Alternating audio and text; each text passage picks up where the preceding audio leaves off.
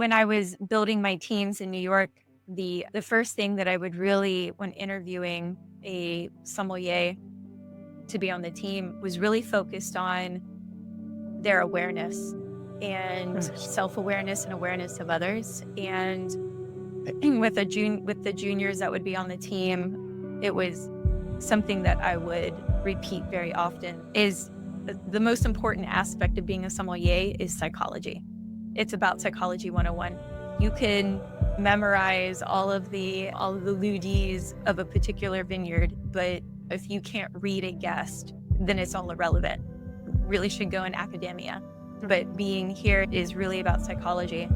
And being on the floor of a restaurant, especially one that's like where there's a lot of, in New York, there's a lot of ego because it's very expensive. And you've got all of your Black Amex guests and they want it to be known. And it becomes a competition of who's got the best Bordeaux on the table or Burgundy on the table. And it's a lot about being seen. And it really was an area that I learned about energy.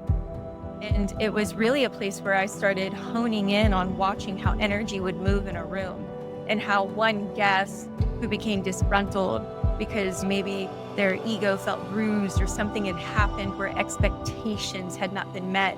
And that energy would start to move because it'd be projected onto a server or manager or even another sommelier.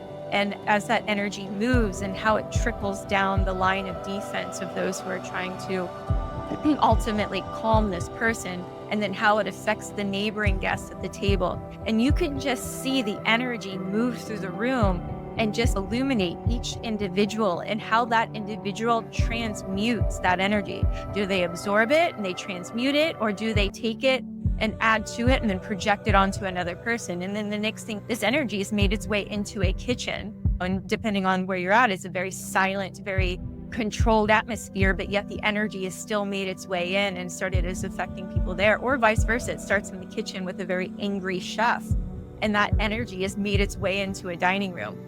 Absolutely incredible for people watching and to really observe how energy moves and affects and how certain people can transmute and some people are just really reactive to it.